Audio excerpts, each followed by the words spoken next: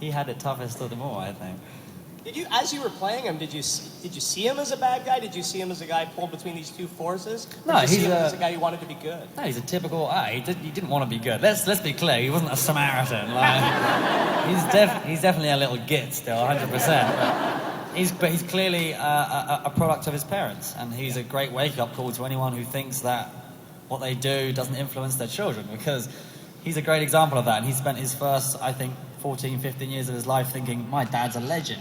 Like, what a hero this guy is. And then you see in the last few films him start to doubt maybe if Lucius is quite the wondrous parental influence that he once thought he was. So yeah, I think it's really interesting. Yeah. Hi, Tom. Hey. I kind of wanted to ask something similar. I was wondering if there was ever a time you didn't like Draco. You know what I mean? Like, did you ever like his character? Did you just like his character at one point? No, I always loved him, man. He was great. I know it's kind of weird to say, but he's always such good fun to play. And it was nice to be someone who was a world away from me.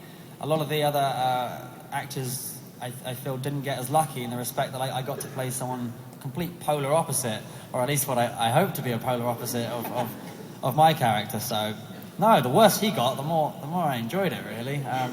It's quite a slimy little git, and it's hard not to enjoy playing that. Right there. Hi. Hey. Okay. First, I wanted to ask, and there's a lot of feedback. Like the other characters and other people from Harry Potter, they're all doing different things. Like Emma's in university, and she's doing like fashion lines, and Daniel, oh my god. Daniel's doing like Broadway. So are you planning to do anything else like theater or anything outside of movies? Yeah, I'm kind of keeping all doors open at the moment. It's kind of an exciting time for me, and a very unsure, nervous one, because I've been so used to doing one film and then coming back next year for the next one. So it's a strange sensation now that it's all kind of come to an end, but an exciting one. So yeah, I'm keeping all options open, and theatre is something that I grew up with, so I would happily tread the boards again, so to speak. I recently went to go and see Daniel in New York. I don't know whether any of you have been lucky enough to see his show, How to Succeed, but he is phenomenal. I mean, it's quite brilliant how everyone cheers for Harry Potter for about 20 seconds, and then he's just another American doing his performance. So yeah, he blew me away, and he continues to inspire me. So yeah, hopefully one day I get to do that for sure. Hi. Have you ever tried Canadian beer? It's a good question. I don't think I have. I had a great stack of Canadian bacon this morning. Yeah. You guys don't mess around with your bacon. I like it. I had several rashes. It was delightful for sure. But yes, no, I'm yet to have the beer. Maybe I'll try and sneak a pint in before I hit the plane. Out there again? Yeah, we only have time for about 2 more questions, okay? Okay. Copy that.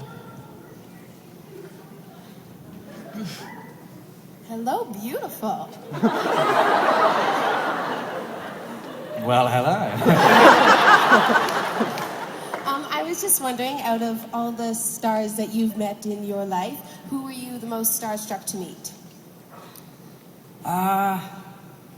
I wouldn't say starstruck, more just kind of scared. Alan Rickman's a very scary man. and again, a truly inspiring man as well. We mentioned earlier about actors that have inspired me. He's definitely one of them. But he's someone who also holds himself almost with a Snape-like presence. So when you're a youngster, that's going to be very, very daunting.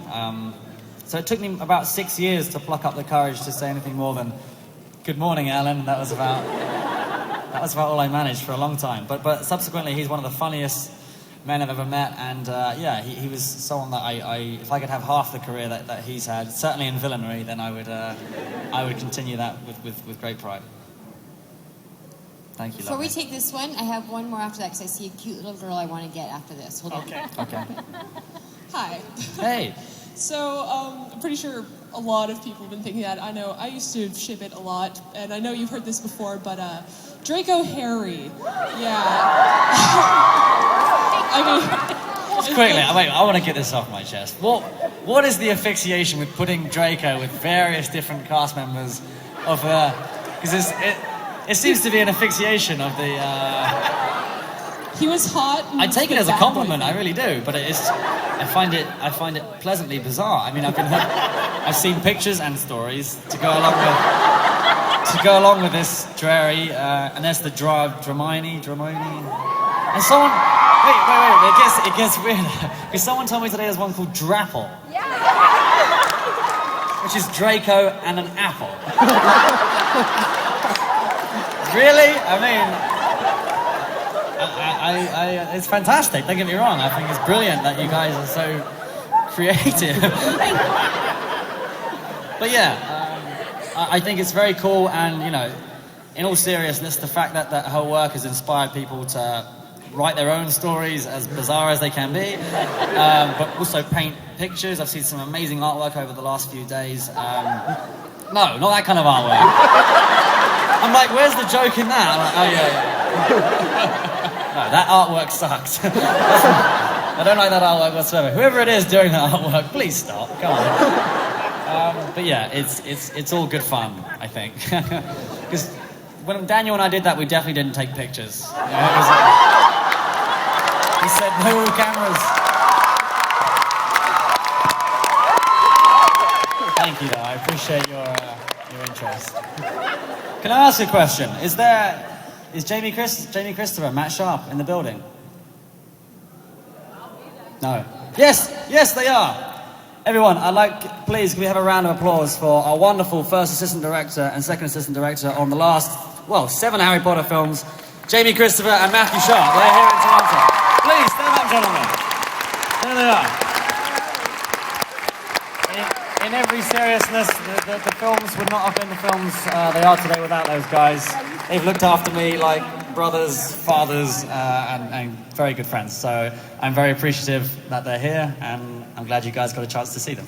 Thank you. All right, I think this is our last question. Okay, last one. What do we got? Adorable. Can I have a hug? You know what? At the beginning of this show, they said to me, would you mind not doing a host because it slows everything down? And all weekend, as I'm sure some of you know, I've had to say no. But yes, God damn it, let's do it. Here we go.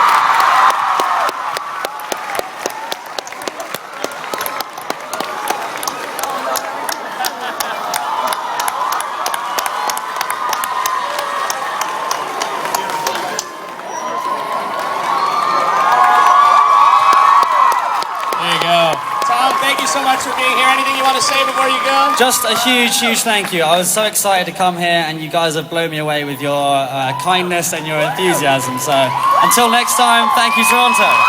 Cheers, guys. Tom Felton, everyone. We'll see you at FanExpo 2012, everyone. Have a great night.